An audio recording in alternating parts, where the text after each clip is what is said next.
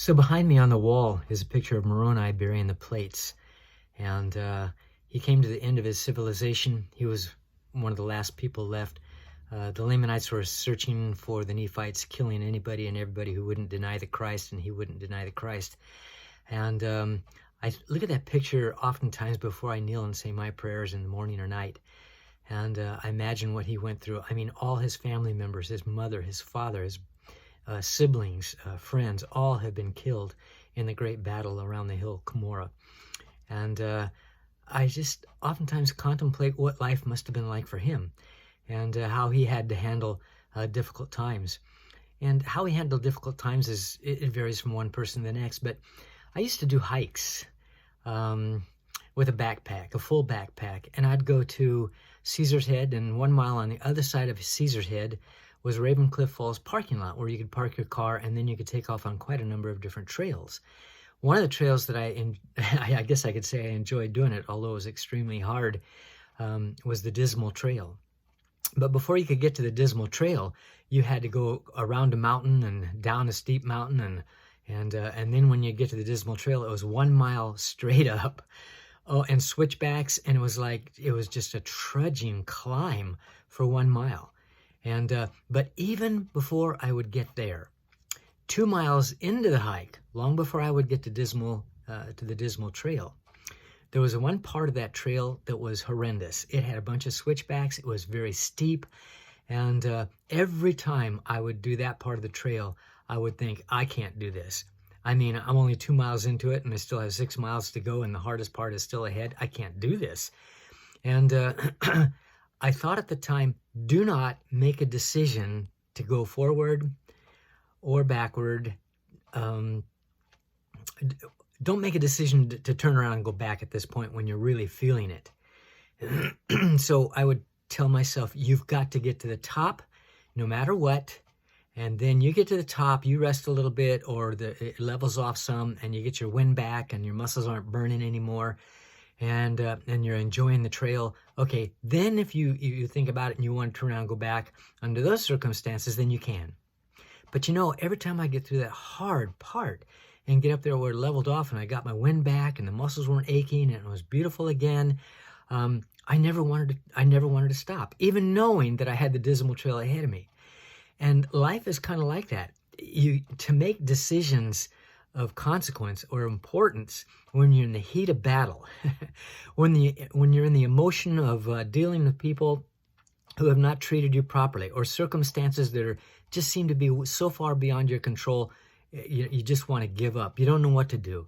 And the message here is just wade through it.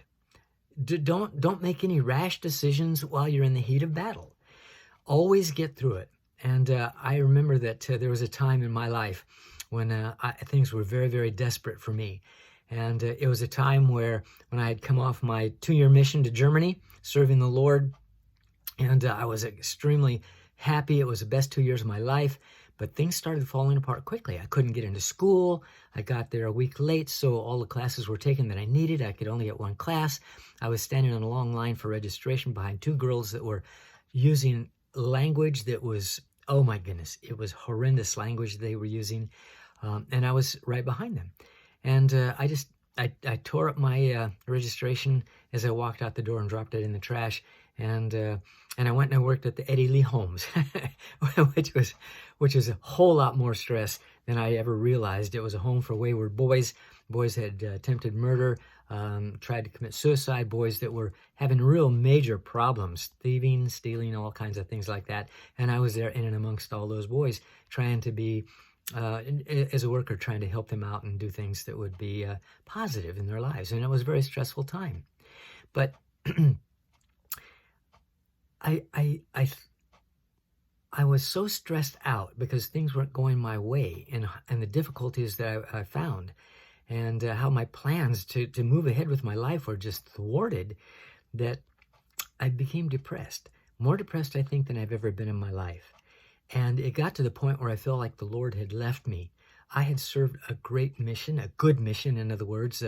What I mean is that I put my heart and soul into serving the Lord 24/7, And so I totally dedicated my time to him. And now I get back, and where is he? Where's the help I need now, having done all that? And so in bitter tears, in prayers one night, I did something that I don't do. I don't curse. I don't swear. And I found myself swearing at the Lord and saying, where in the heck are you? Where are you? And what happened is I waded through that and got through it, and things were not as bad, I think, as I thought they were. And the Lord turned on the blessings within months that showed me in no doubtful way, I knew that the Lord was there. He opened doors and shoved me through so many times. I went to Rick's College, and I got up there, and whereas I'd had a 1.89 grade point averages, getting ready to kick me out just before I left on my mission. When I came home, I spent the next 5 years on the honor roll. And I was going to Rick's College, and while I was up there, through no effort of my own, I found myself being the sophomore class president in the elected office, where they appointed me to replace somebody else. I'd never had any experience with politics. I became the man of the year. I became Mr. Valkyrie. It's a women's organization that has certain qualities in men that they look up to and want to see. And I was a first runner-up in the Mr. Marvelous Legs contest. I won the weightlifting trophy, intramural weightlifting. I was a weightlifting trophy champion. And just one thing after another began to happen. I got to speak in an all-conference situation with all the students there, 5,000 students in attendance. I got to be a speaker, and I had people for months after that telling me how much that talk had meant to them. What I'm saying is, the Lord was there all the time. When I was in my most desperate moments and didn't feel it, didn't see it, He was there.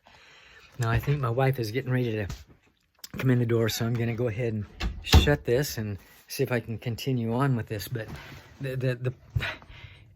I just, for my family, who I understand this morning are going through some pretty trying times in their family, just hang on. You know, it's that same old thing.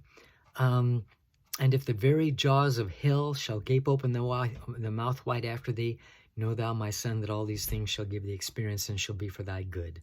The Son of Man hath descended below them all. Art thou greater than he? Wherefore hold on thy way. And all of these experiences that we have, good, bad, indifferent, they're meant to be there for us. They're meant to train us, teach us, give us opportunities for growth. Without those, we couldn't become the person that Heavenly Father wants us to be. He wants to throw blessings upon us and pour out blessings upon us. He loves us so much. He's not the God that you might think He is, just wanting to beat people down for if they don't do what's right. Anytime we're not doing what's right, it displeases Him, but He's not there to condemn us. He's there to help us. He knows that many times we can be turned around, we can be helped, and He just loves us so much. And we need to have that same love and kindness in our heart for other people. So I don't know that this is helpful in any way, but I just tell you, just like Moroni on my wall over there, pick out a hero. And whoever that hero is, just remember that life is supposed to be full of bad times, hard times. It's also supposed to be full of joy and happiness and good times as well. And so we have our ups and downs. Don't make harsh decisions or do things when you're in the heat of battle, so to speak. Anyway, that's kind of my message. I don't know how helpful that can be. But anyway, I just wanted to say those things.